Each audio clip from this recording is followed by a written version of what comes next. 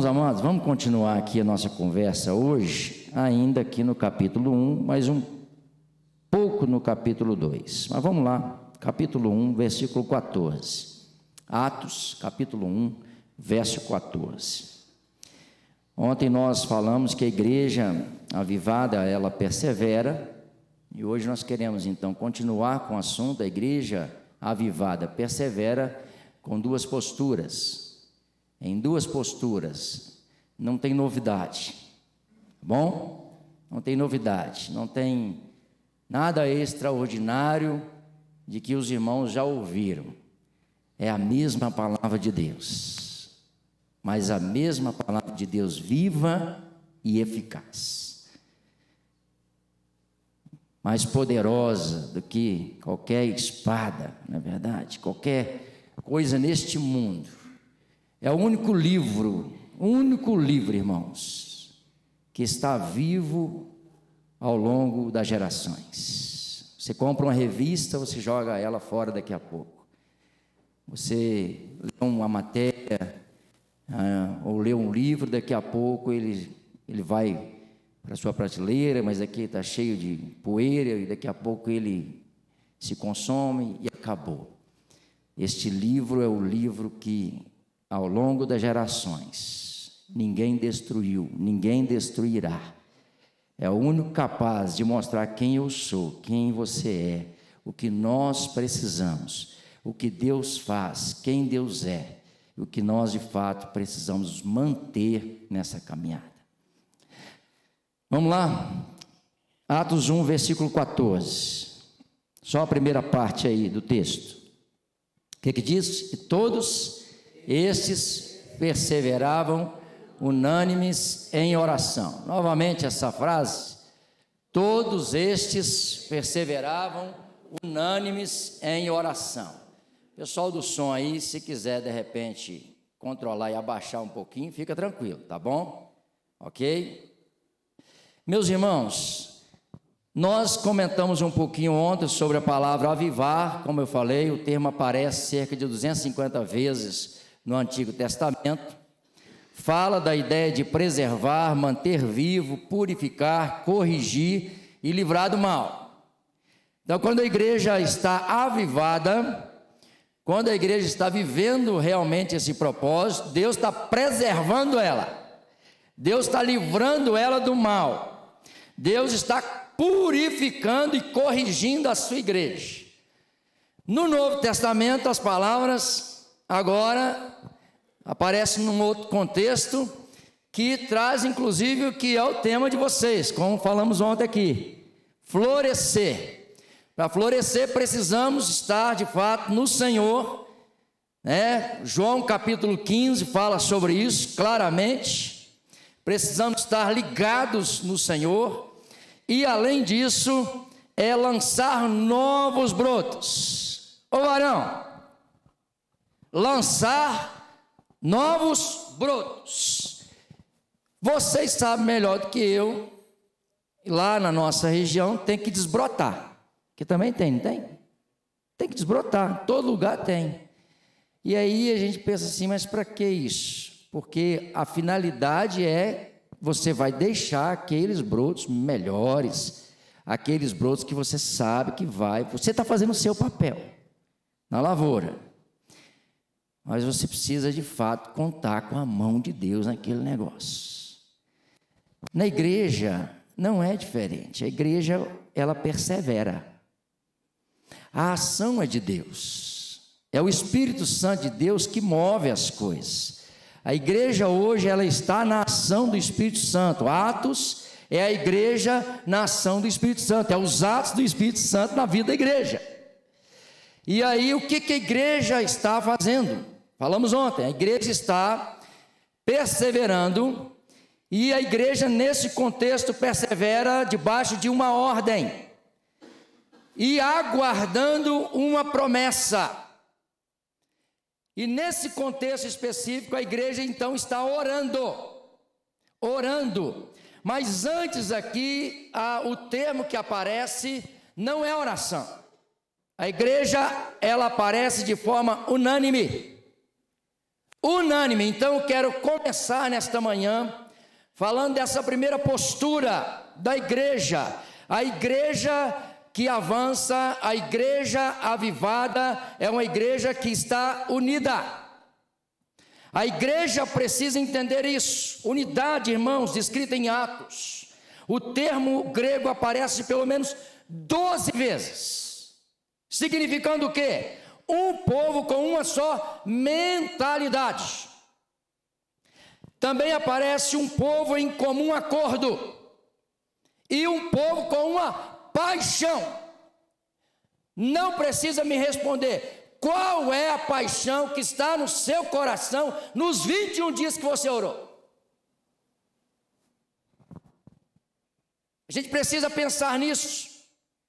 Qual era a paixão que estava no coração daquela gente quando ouviu de Jesus: fique em Jerusalém, permaneçam em Jerusalém, até que do alto sejais revestidos de poder. Qual era a paixão daquele povo? Do alto ser revestido de poder. Irmãos, a igreja não caminha sem o poder. A igreja não avança sem o poder do Espírito Santo. A igreja não faz nada se o Espírito Santo não estiver atuando. Por quê?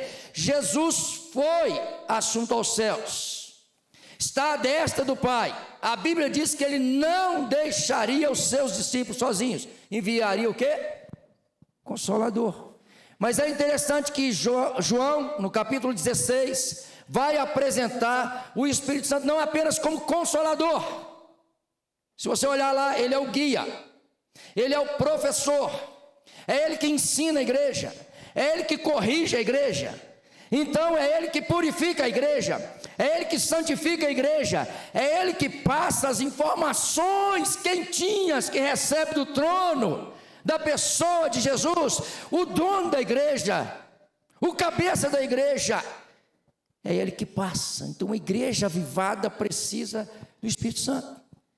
E nós, como presbiterianos, não sei, parece que a teologia do Espírito Santo, eu não sei.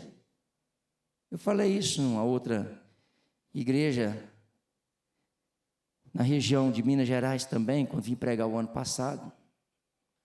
Parece que temos medo de falar do Espírito Santo por causa das distorções que temos visto. Isso, nós temos uma boa teologia, então vamos usar essa boa teologia. Vamos falar do Espírito Santo. E é interessante que você vai vendo a ação do Espírito Santo na vida dessa igreja, em todo o contexto do livro de Atos, mas não é apenas no livro de Atos, é em toda a Bíblia. O Espírito Santo está atuando desde a criação, mas não é só o Espírito Santo. A unidade na Trindade é visível na criação, na providência, na manutenção da vida do povo de Deus.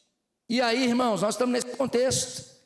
O que é uma igreja, por exemplo, se não tem a ação do Espírito Santo? Está morta. Ela precisa de fato ser reacendida, a chama precisa estar de volta, sendo colocada, e não é produção humana, porque toda produção humana cai por terra um dia. Quando a igreja está na ação do Espírito Santo de Deus, ela avança. Não tem a mão do homem, porque onde tem a mão do homem, que o homem quer agir, a obra não vai, não caminha, não prossegue, não prospera. Por quê? Porque, irmãos, Deus não divide a sua glória com o homem. Vai até um certo momento, porque são produções humanas, mas uma hora para. Então nós estamos agora na dependência do Espírito Santo, mas ele não faz para glorificar a si próprio, é glorificar o Filho. É o que ouve do Filho passa para a igreja, porque o Espírito Santo não é o dono da igreja, o dono da igreja é Jesus, é ele que é o cabeça. E aqui você vê um povo com uma só mentalidade. Nós precisamos do poder, nós precisamos do poder, nós precisamos da ação do Espírito Santo. Então, se é uma promessa, se Deus falou, isso vai se cumprir, não sabemos quando. É por isso, irmãos, que a gente precisa manter de fato a nossa posição em avanço. 21 dias, vocês fecharam ontem, mas se você gostou do negócio, foi bom, continue, persevere. ore, continue no processo. Esse povo tinha essa paixão, e a paixão era Cristo, era o poder que Cristo conduz à sua igreja, era pregar o evangelho do reino no poder do Espírito Santo.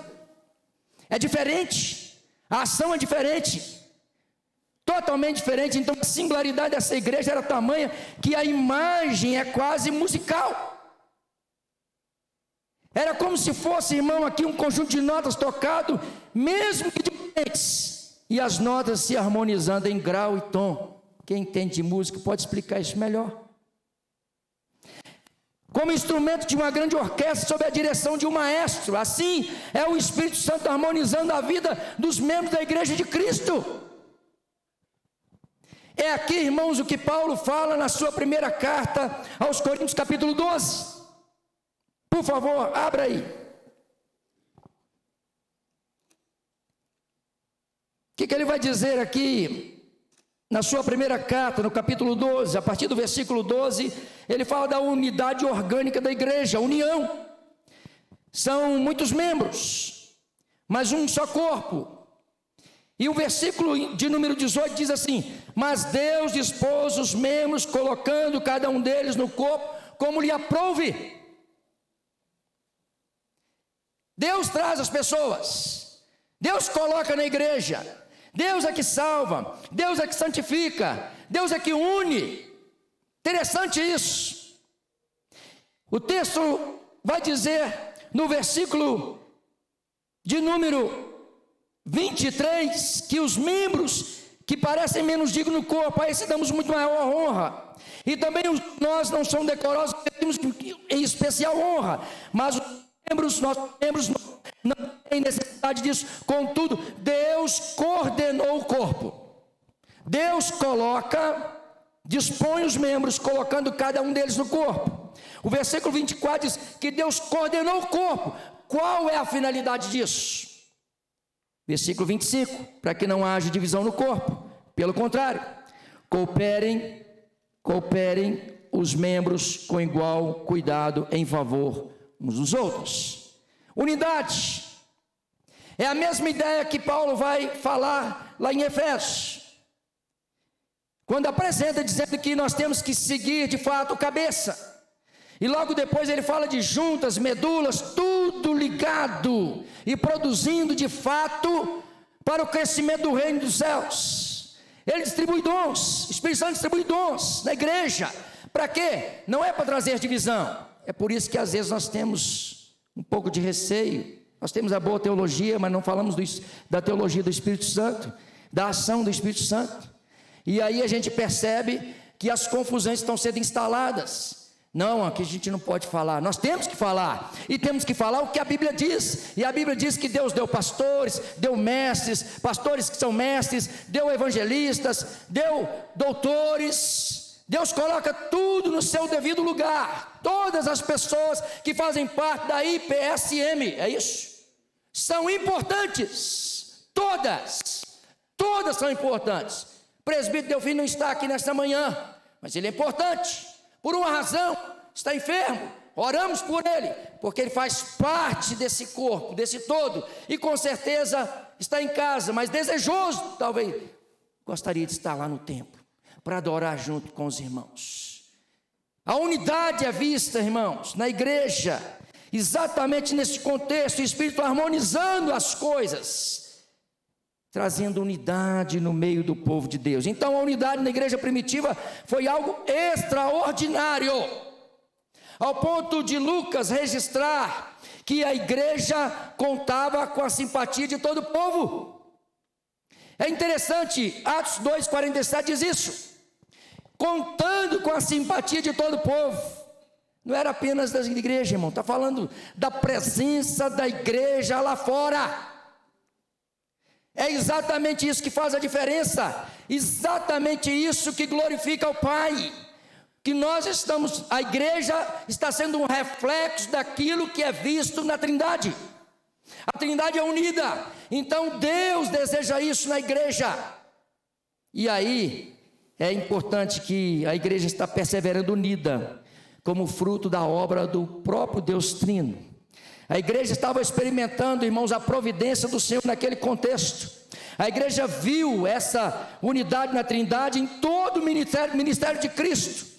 Quando Cristo inicia o ministério, Mateus capítulo 3, versículo 16 e 17, está registrado: eis que se abriram os céus, e viu o Espírito de Deus descendo como pomba sobre ele, e eis uma voz do céu que dizia: este é o meu Filho amado, em quem eu me comprazo, em quem eu tenho prazer. A igreja estava vendo aquilo, ministério, o povo vendo aquilo, que a Trindade é unida. Estava naquele contexto ali no início do ministério, o Pai, o Filho e o Espírito Santo. Então a igreja precisa disso, é exatamente essa unidade que deve ser encontrada numa igreja avivada. Não é uma igreja que faz, que está avivada, brinca de ser avivada, criando mecanismos humanos.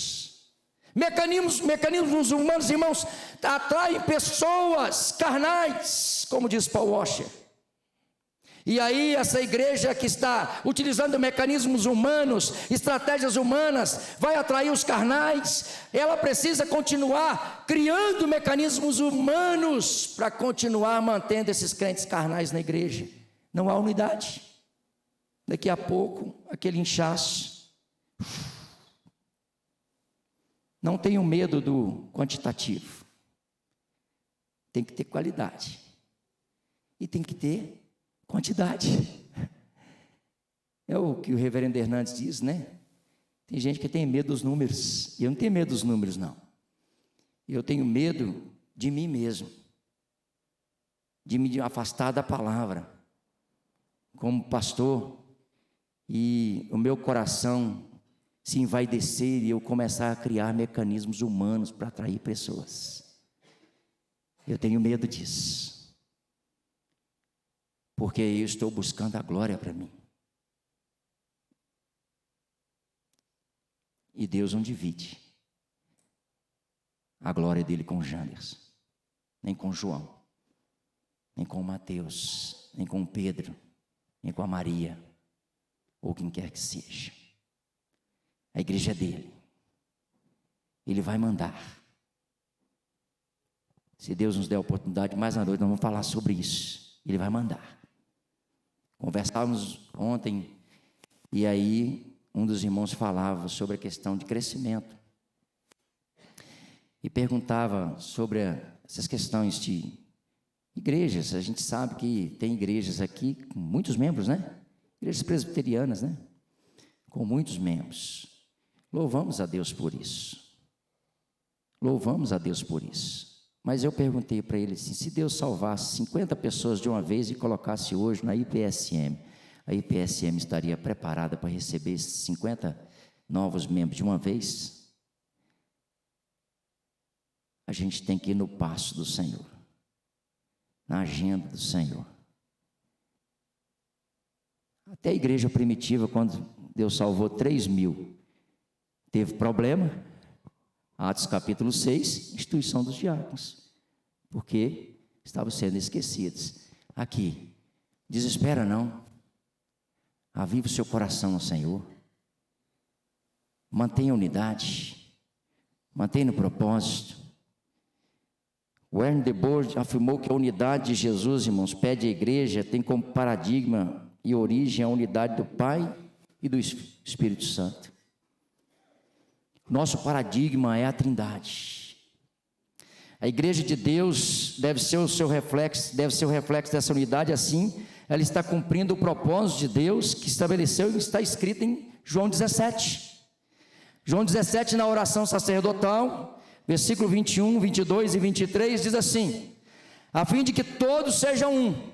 Olha como começa: unidade, a fim de que todos sejam um, como és tu, ó Pai, em mim e eu em ti, também sejam eles em nós, para que, propósito, a fim de que e para que o mundo creia que tu me enviaste.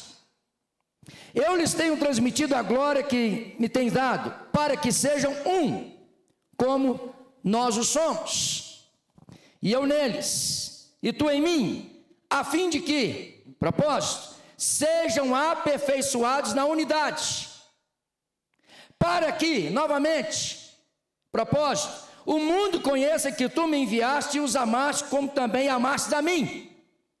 Irmãos, olha aí o paradigma para nós. William Hendricks afirma que Jesus está pedindo que seus discípulos sejam constantemente um, na posição deles contra o mundo. Em outras palavras, que permaneçam sempre unidos em amor e na defesa da verdade. Unidade. HDL. Você sabe o que é um HDL? Colesterol bom. HDL, Hernandes Dias Lopes, ele afirmou que a unidade da igreja é sobrenatural, que a unidade da igreja é tangível e é evangelizadora, viu aí? João 17, se vocês forem unidos, ei, igreja presbiteriana, Serra Monte, se a igreja for unida, isso vai ser um reflexo lá fora, aqui dentro e lá fora, para que as pessoas creiam que de fato Jesus foi enviado. Observe aí, é evangelizadora essa ação. Muitas vezes a gente não percebe. Muitas vezes a gente não percebe isso. E Hernandes apresenta 4 razões para que a unidade aconteça na igreja. Primeiro é porque Jesus pediu isso ao Pai. Jesus pediu ao Pai unidade na igreja.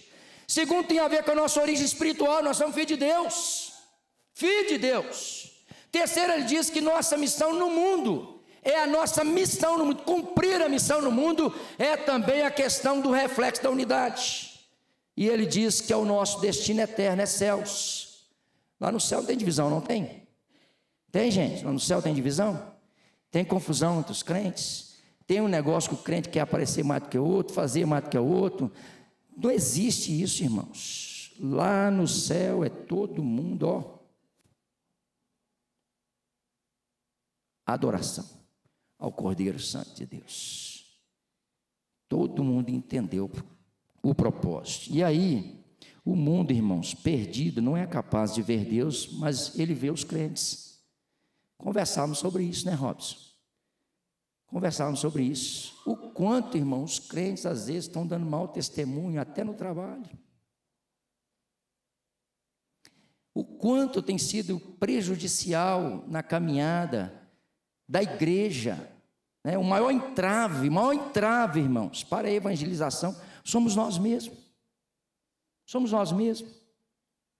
Crentes desunidos, é um prejuízo à obra de Deus, prejuízo, uma igreja desunida é um prejuízo à obra de Deus. Vi aqui nesta manhã, as crianças aqui orando, foi coisa linda, gente. Eu vou pegar isso, vou fazer lá, varão. Aí, a ideia. Ué, não faz, a gente faz. Leva as crianças, ora por elas, uma oração, o pastor ora pela pessoa que vai ministrar, elas saem para a salinha e vai fazer o culto na linguagem delas. Mas aqui colocar as crianças para orar. Deixa eu falar uma coisa para vocês. Os maiores entraves, dentro dos maiores entraves na obra de Deus somos nós mesmos. Não são as crianças. É os discípulos, é os grandes, os discípulos, porque as crianças queriam chegar até Jesus, o que os discípulos queriam fazer? Impedir, deixai vir a mim as crianças, porque dos tais é o rei dos céus. Lá na igreja tem uns crianças mais agitadas, em todo lugar tem, não tem? Aqui não tem não, né? Todo lugar tem umas crianças agitadas. Às vezes eu estou pregando, a criança vem, não, deixa aqui, gente. Não sei se aqui acontece, não, deixa aqui, deixa quietinho aqui.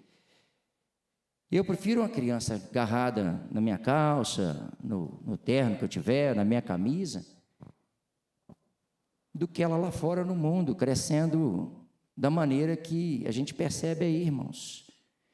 É melhor no templo, é melhor no altar, deixa ela quietinha. E os adultos ficam preocupados, a criança está correndo, deixa quieto. Você também já correu. Você também já deu problema, eu também já te dei problema. Meu filho deu problema, corria para lá e para cá. Não adianta bater, não adianta fazer isso não, gente. Deixa as crianças. Os problemas são os discípulos. Uma mulher chegou para Jesus certa feita com a filha dela endemoniada e falou assim: Jesus, Eu estou com a filha assim, assim, assim, assim. Os discípulos falaram assim: Senhor, despede essa mulher. Então o problema somos nós. Sabe por quê? Que quando a gente não está ligado realmente à Trindade, entendendo o propósito, vivendo a unidade com o Pai, com o Filho, com o Espírito Santo, a gente encontra problemas aonde não tem e arruma problemas aqui. Arruma problema com as crianças, arruma problema com o professor, arruma problema com você, arruma problema com o pastor, arruma problema com tanta gente. Irmãos, nós estamos perdendo as oportunidades de avançar muito mais. Por isso que eu estou falando, será que a igreja está preparada para receber uns 50, uns 100 de uma vez? 200, aparece gente em qualquer lugar, domingo. Aí, de repente, assim, a gente está aqui acomodado no nosso lugar. Eu até perguntei ao pastor assim, falei: pastor, posso sentar onde aqui? Pode sentar ali, qualquer lugar que você quiser. Senta aqui perto de mim. Imagina, irmão, se chega uns 100 aqui, diferente, e senta no seu lugar, que você já está acostumado a sentar todo domingo há uns 10 anos. Esse lugar é meu.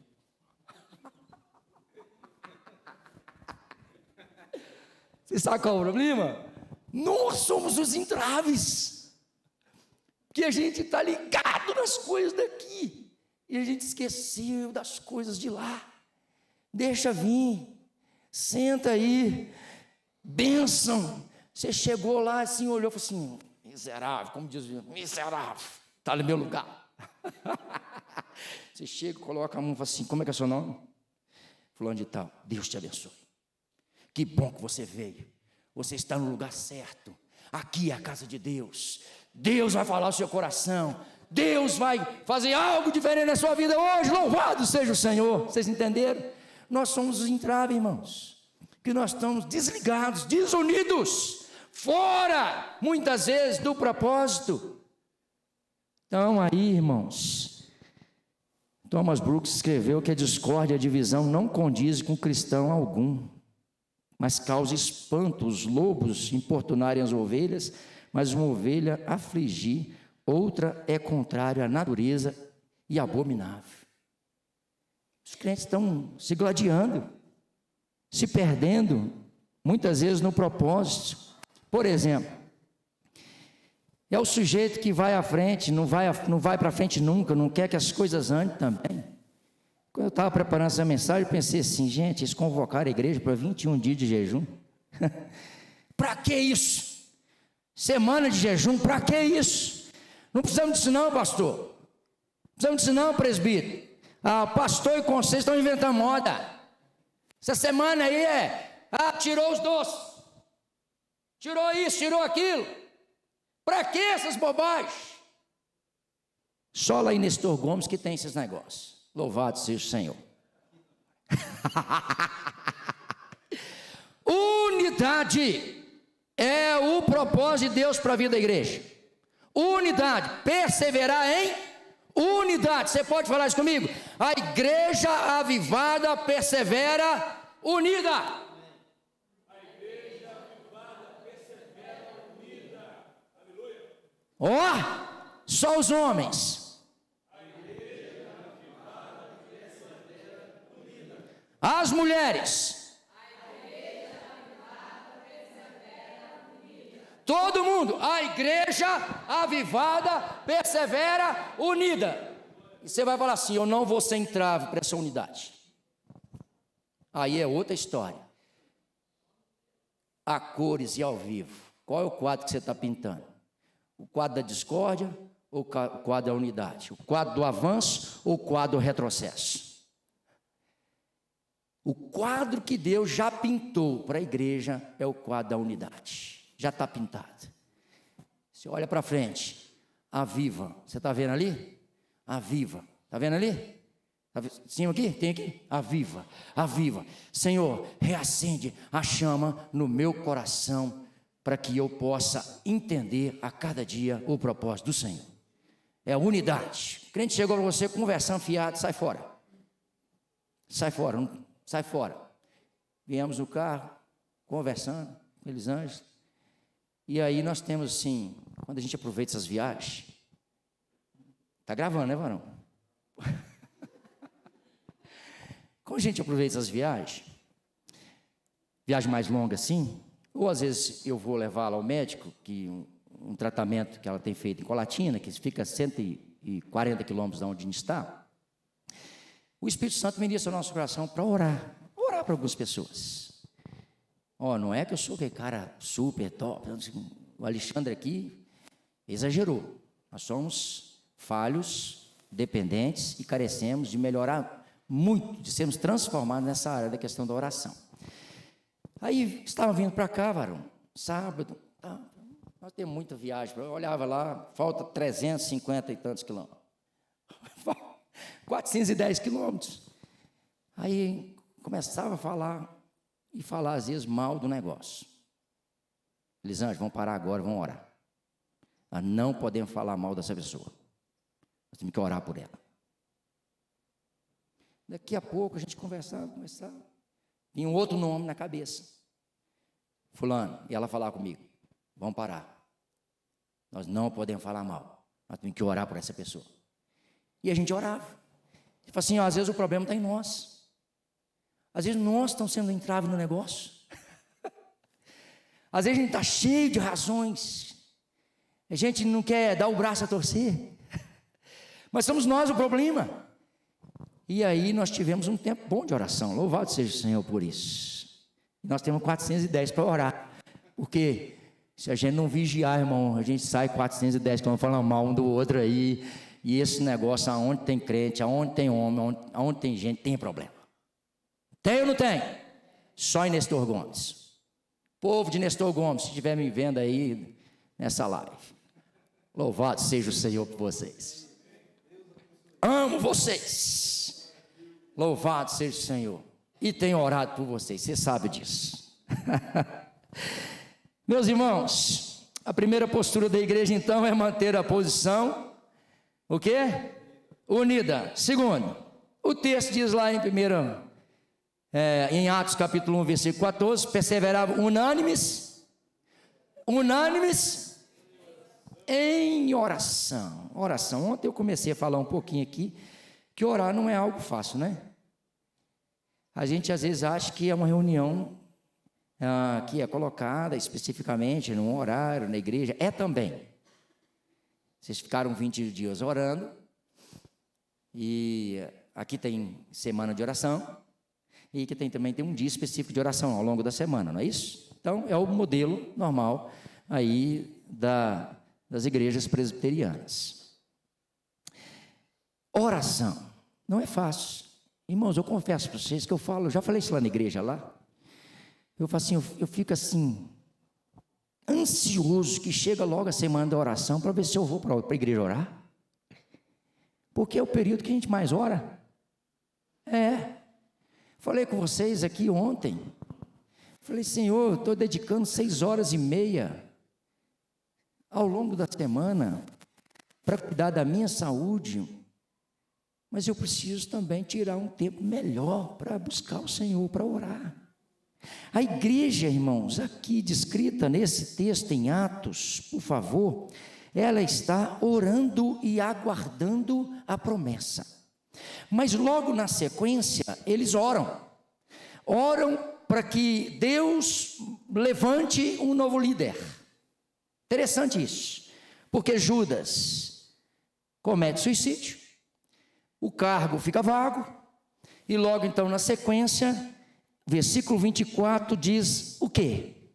Vocês podem ver aí comigo? E orando, disseram, tu, Senhor, que conheces o quê? Revela-nos para preencher a vaga neste ministério e apostolado, o qual Judas se transviou, indo para o seu próprio lugar. Interessante, o texto fala, e orando, tu, Senhor, que conhece o coração de todos, revela-nos qual desses dois tem escolhido. Irmãos, a escolha de líderes na igreja é uma coisa muito importante, não é verdade? assim como qualquer passo que você dá na vida. Às vezes nós damos passos e entramos em algumas coisas que Deus falou assim, eu deixei, eu permiti. Mas você entrou porque você quis. E aí lá na frente a gente se frustra. As coisas dão errado. E aí a gente tem que voltar. Pedir perdão a Deus. Se reconciliar com Deus. Falei assim, por que eu entrei nisso? E Deus falou assim, rapaz, eu te dei vários sinais. Mas você não atentou. Interessante. Interessante isso. Deus, Ele dá os sinais. Só que às vezes a gente desconectado não percebe os sinais. Existem placas de sinalizações na caminhada cristã. E ali eles estavam diante de uma situação, é líder, é um apóstolo. Eles precisavam orar, buscar. Ei, ore a Deus pelas grandes coisas, pelas grandes escolhas que você tem que fazer na vida. Mas ore também pelas pequenas, porque as pequenas também podem se tornar grandes problemas para você lá na caminhada. Vocês lembram de Abraão e Ló? Os pastores estavam brigando, não é verdade? Os pastores de ambos estavam brigando. Não era o tio brigando com o sobrinho. Aí o tio, mais experiente, pega o sobrinho e fala com ele o quê? Pode escolher. Cuidado com aquilo que está diante dos olhos. Porque a Bíblia diz que Ló armou as suas tendas próximos a Sodoma e Gomorra. E aquilo foi se tornando um laço para ele. Aqui, se tem decisões para tomar ao longo dessa semana, ore mais. Pode ser pequenas, podem ser médias, podem ser grandes. Ore mais, porque a igreja avivada tem membros que buscam se conectar com a vontade do Deus Trino. E aí esse povo está aqui, voltando para Jerusalém, subindo para o cenáculo, perseverando unânimes, orando pelo líder. Versículo 1 do capítulo 2, por favor. Ao cumprir-se o dia de Pentecostes, estavam todos reunidos no mesmo lugar. Quantos dias tinha passado? Depois que Jesus foi assunto aos céus? Pastorzão? 10 dias. 10 dias orando. Estavam ali, cumpriu-se, mas eles estavam ali, orando, buscando. O novo líder também, para o apostolado, também Deus já colocou. Então, já escolheu, louvado seja o Senhor, está aqui. E aí, quando você vai agora, nesse capítulo 2, versículo 42, vai dizer assim, perseveravam na doutrina dos apóstolos, na comunhão, no partir do pão e nas... Perseveravam, eles mantinham o quê? O propósito. Mantinham o propósito. Versículo 46 diz o quê? E perseveravam unânimes no templo. No templo. O capítulo 3, nós não vamos abordar. O capítulo 3, verso 1 começa com o quê? Pedro e João subiam ao templo para a oração. Da hora 9, costume, orar. 9 da manhã. Era o costume desses homens. Oração. A gente não pode perder isso de vista. Nós temos que aquecer o nosso coração diariamente. Então a igreja descrita em Atos dos Apóstolos está dentro da normalidade celestial. Dentro da normalidade celestial. Qual é a normalidade celestial para uma igreja avivada? A igreja avivada persevera, a igreja está perseverando de forma unânime, a igreja está orando.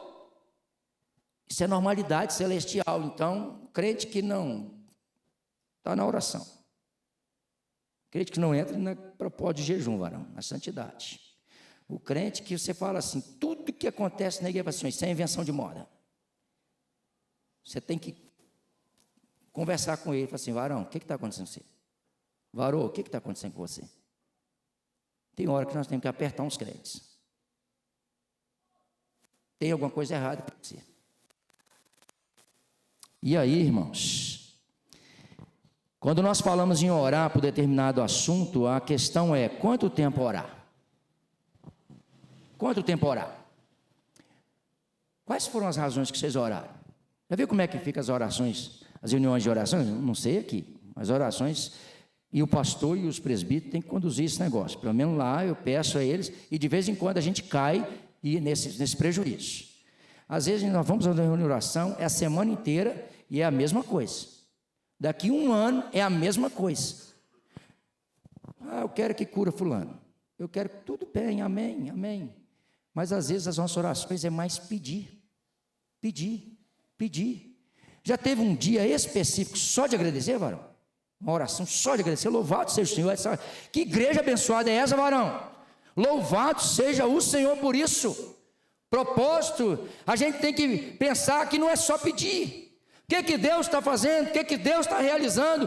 Então, o que nós queremos com Deus a partir de agora? Orar quanto tempo? 10 dias, 15 dias, 21 dias, 30 dias, 6 meses, 1 ano. Orar, irmão, até Deus responder. Orar até Deus responder. A igreja está orando pelo derramamento do Espírito Santo. Se não acontecesse dentro desses 10 dias, a igreja ia continuar. Quem se ausenta desse propósito não está fazendo parte, de fato, da igreja avivada que o Senhor quer, da igreja que é o coração do Senhor. Então a igreja está orando, por quê? Jesus prometeu. E aí eu vou trazer novamente Jorge Mille para a nossa conversa. Certo pregador, pouco tempo antes da morte de Jorge Mille, perguntou se ele orava muito. Aí ele falou assim: algumas horas todos os dias, e ainda vivo no espírito de oração. Oro enquanto ando, oro enquanto ando, enquanto deitado, quando me levanto, e estou constantemente recebendo respostas. Uma vez persuadido de que a coisa é justa, eu continuo a orar até receber. É justo. Deus colocou no seu coração e é de Deus realmente, então ore por isso. Ore por isso. Deus não respondeu agora, mas eu vou continuar orando. Você vai andando por Alto Paraó. Senhor, o Senhor prometeu, está nas Escrituras. Eu quero ser cheio do Espírito Santo. Eu quero graça. Eu quero, Senhor, eu preciso. Coisas que estão na Bíblia, irmão. Às vezes nós ficamos orando coisas tão... O que Deus colocou no seu coração para você orar? O que Deus colocou no seu coração para você orar? Quanto tempo você está orando? Tem coisa que você já parou de orar? Já parou? Reacende a chama aí, fala: Espírito Santo, reacende a chama no meu coração. Reacende a chama no meu coração. Senhor, eu orava, Senhor, eu via, e você não vê mais. Reacende a chama. Reacende a chama. Que o Espírito Santo nessa manhã, aquele que está atuando na vida da igreja e que é a vontade de Jesus, veja em nós realmente esse fogo aceso. Broto surgindo.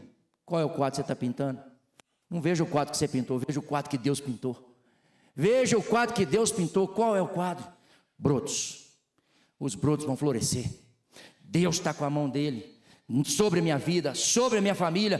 Deus vai fazer, e pronto, irmãos. Se Deus falou, Ele vai fazer. O que nós temos que fazer é perseverar, manter essa chama em nós. Oração, consagração. Esse é o propósito do Senhor. Unidos. Aqui, fulano, você pode orar por mim? Qual é o propósito que está orando? Estou orando por isso. Eu quero ver o meu filho salvo, quero ver a minha esposa salva, quero ver o meu marido salvo, quero ver isso e aquilo. Vou orar com você, meu querido. Estamos juntos aí, conte comigo. O que mais está precisando hoje é de crentes se unir no mesmo propósito, se unir. Essa é a mentalidade de Deus, irmãos. Quanto tempo nós vamos orar? Falei ontem, quanto tempo o Jorge melhorou? Por 2 camaradas, e não viu. Os caras se converteram no velório. Quanto tempo, irmão? 52 anos. Nós começamos a orar, Robson. Daqui a pouco a gente já está desanimado. Falar: Deus não respondeu, Deus não está ouvindo, Deus está assim. Está nada, irmãos. Deus está trabalhando. Deus está trabalhando. Isaías 64:4 diz: nunca se viu, nem se ouviu um Deus que para aquele em quem você está esperando. Em quem você está esperando? O salmo que nós lemos hoje aqui terminou com isso, irmão. Espera. Então, Senhor, eu estou aguardando. eu estou aguardando, eu estou firmado no Senhor. Deus aquece o meu coração. Tem dia que eu estou frio mesmo, tem dia que não suporto mais. Deus, eu preciso do Senhor.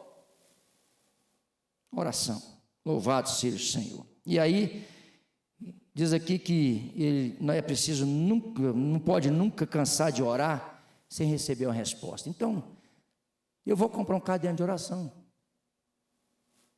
Uma dica aí para nós, né, que eu falei ontem, tá bom? Então eu aprendo aqui outras coisas também. O nosso problema, de fato, é permanecer unido e orar. E aí, tem um livrinho do Hernandes Dias Lopes, junto com o reverendo Arival, Aprendendo a Orar com Quem Ora. Ele diz assim, que o nosso maior exemplo encorajador para a igreja, de fato, é o próprio Senhor Jesus. Ele é o nosso modelo. Interessante. Acho que o varão citou isso aqui. Se não citou aqui, citou em outra ocasião, no sermão aqui. Jesus não ensinou ninguém a pregar. Já viu isso aí?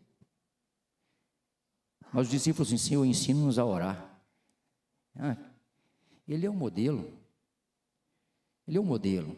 A questão é, será que nós temos essa disposição para se assentar aos pés de Jesus e ouvi-lo de fato, e ele nos ensinar a orar? Como orar? E aí eles dizem assim, hoje falamos muito de oração, mas oramos pouco. Tem vergonha, irmãos. Tem vergonha de falar sobre esse assunto, porque o Espírito Santo, ele me bate muito acerca disso, porque eu preciso de fato transformação nessas áreas. Por isso que eu fico assim, vem logo a semana de oração para eu orar, para eu ir para a igreja. Vem logo aí, Senhor, uma viagem aí para eu poder orar com a minha esposa, nem que seja para falar mal dos crentes, para orar por eles. Você entendeu, irmão? Orar. Às vezes a gente vai falar mal. Não, aí o Espírito Santo fala assim, é orar. Ore por ele. Porque esse problema que você está vendo nele, como eu falei, pode ser que seja o problema, você seja o entrave para o negócio. Então nós falamos, eles dizem assim, nós falamos com vigor sobre o poder da oração, mas as reuniões de oração estão vazias. Estão vazias. Falei com os crentes lá na igreja, falei, irmãos, eu sonho, eu peço a Deus que a reunião de oração seja a reunião mais concorrida na igreja, porque a reunião de oração não falta a Bíblia. Perceberam isso? Tem Bíblia, então Bíblia e oração. E aí eu falo, vocês podem me chamar de que vocês quiserem, e achar que é até utopia da minha parte, mas eu vou morrer com isso. Eu peço a Deus que a reunião de oração na igreja presbiteriana de Nestor Gomes seja uma das reuniões mais concorridas. Por quê? Porque nada flui se não tiver oração. Nada flui se não tiver a oração. Porque na oração Deus nos quebranta. Na oração Deus ministra o nosso coração. Na oração os recursos de Deus vêm. Na oração o poder de Deus vem. E aquilo que você e eu fazemos no secreto, as coisas acontecem para a glória do Senhor. Lembra lá de Mateus capítulo 6? Fecha a tua porta. Falei com o Senhor que me dei uma palavra de 6, Senhor. Estou preparando no secreto. Quero fazer uma série lá na igreja no secreto. Olha que negócio bom, varão. Eu estou aí pedindo a Deus aí. Então vocês oram por mim e falam, Senhor, coloca no coração desse homem aí o que ele vai pregar aí nos próximos dias aí, ao longo desse 23, porque a nossa igreja, o tema lá é Avance 2023. Avance. Avançar em oração, avançar na palavra, avançar na unidade, avançar, perseverar. Por quê? Porque eu sei que aquele que começou a boa obra, ele está comigo, está no meio e está lá já na reta final me aguardando, com a coroa da vitória. Louvado seja o Senhor, Ele é fiel, é Ele o dono do negócio. E aí, irmãos, Hernandes e Arival disse, nós citamos belos exemplos de homens e mulheres de oração. Citamos Jorge Miller, citei M. Valdes ontem aqui, falei, gente, quando eu leio aquele livrinho, O Poder, através da oração, um livrinho de 62 páginas, não estou enganado, e aí quando eu leio aquele livro, eu falo, Senhor me bate, parou assim, Deus me quebranta, aí daqui a pouco o homem que está em mim, faz tudo o contrário. Tudo contrário. Por Porque, irmãos, nós temos uma luta. A oração é de fato uma guerra contra a nossa carne. Jejuar é uma guerra contra a nossa carne. Nós não queremos essas coisas. É tudo contrário à lei de Deus. Mas a lei de Deus é que o povo persevere nessas coisas. É o propósito. Então, ele diz assim que não há poder sem oração, não há unção do Espírito sem oração, não há avivamento sem oração, nenhuma obra importante de Deus é feita sem oração, não há poder no púlpito onde os bancos estão vazios de oração. Quanto tempo você tem orado pelo seu pastor? Quanto tempo você tem orado pelos pregadores de sua igreja? O que eu estou falando com você aqui, eu falo lá na nossa igreja. Eu falo assim, ó, fulano, eu não falo fulano, eu falo assim, irmãos, se o sermão não foi bom, ora por mim que eu sou pecador. Se a mensagem não alcançou seu coração, ora por mim, porque eu preciso me dedicar mais à oração e à palavra. Eu preciso me dedicar mais. Mas quanto tempo os que estão no banco para ouvir um sermão estão orando por aqueles que estão no púlpito? Então ore pelo seu pastor. Você acha que é fácil estar 11 anos, que vai para 11 anos aí, ao final do ano, na frente da igreja, pregando quase que todo domingo? Como diz o pastor Jeremias, eu tenho que chegar no domingo, ficar na porta, entregar um dinheiro na mão de cada um, falar muito obrigado, porque você veio hoje ouvir o seu pastor novamente. Como a gente não tem dinheiro para dar dessa maneira, né, varão? Fala, Senhor, me ajude, que os crentes falam assim, pastor, que o senhor pregue hoje na unção, na graça. Ore pelo seu pastor, ore pelos seus presbíteros, ore pela turma que prega na sua igreja, ore pelo ministério de louvor. O culto foi uma bênção. Semana que vem o culto não valeu nada, não? Como é que é isso? Não, irmãos, todo culto é uma alegria, todo culto é uma bênção. E eu criei uma coisa no meu coração de um tempo, porque de um tempo para cá, culto de semana, geralmente nas igrejas, cai assim uns 80%, 90%, não cai? Pelo menos, não, só em Nestor Gomes essas coisas acontecem. E aí eu falei com meus presbíteros, pelo menos os que pregam lá, falei com eles assim, aqui, vamos lá para frente ficar metendo um povo que está lá, não, gente? Nem no povo que está em casa, não? Nem no povo que está trabalhando mais do que deveria trabalhar? Deus sabe disso, a igreja é dele. Aqui, celebre cada culto. Se tem 5 crentes, prega como se estivesse pregando um domingo. Pregue, cante ministério de louvor, como se você estivesse cantando para uma igreja que estivesse repleta. O Pai, o Filho e o Espírito Santo estão ali. O culto é para Deus. Mas o nosso coração fala assim, onde estão os crentes? A gente começa, onde estão os crentes? Os crentes estão trabalhando, os crentes estão assistindo televisão, os crentes estão assistindo Netflix, os crentes estão comendo uma hora dessa, não tinha nada, deveria estar no culto. Você vai para casa, a gente vai para casa azedo. Muitas vezes eu fui azedo, para com isso. Ora por esses crentes. Peça a Deus, busque. A igreja é do Senhor. E celebre cada momento, celebrar. Persevere. Se tem alguém que não está perseverando, ore por ele. E a gente sabe, como pastor, a gente sabe, como líder, quem está na visão, quem está unido, quem está buscando a Deus, mas é orar em todo o tempo. De repente o cara talvez com um filho doente, uma filha doente, a esposa doente, e a gente nem está sabendo, e nós estamos aqui. Nós somos os santos. Nós estamos na igreja. Nada disso, irmãos. Orar, buscar o Senhor, perseverar, caminhar. Oração, irmãos, para Jesus era intimidade com o Pai, para nós é a mesma coisa. Não é desempenho diante dos homens. Nós não estamos buscando orar para se desempenhar diante dos homens. Não, nós estamos buscando comunhão com o Senhor. É propósito com o Senhor, é entender a jornada com Deus. Então Jesus dava mais valor à comunhão com o Pai do que o sucesso diante dos homens. Certa feita, depois de curar diversas pessoas, chegaram para Jesus, falou assim, tem mais gente chegando aí. Ele falou, vamos embora, estou precisando ir para outro lugar, preciso pregar para outras pessoas. Então Jesus, irmão, não perdia tempo, a agenda de Deus estava no coração do Filho. A agenda do Pai estava no coração do Filho e na ação do Espírito Santo.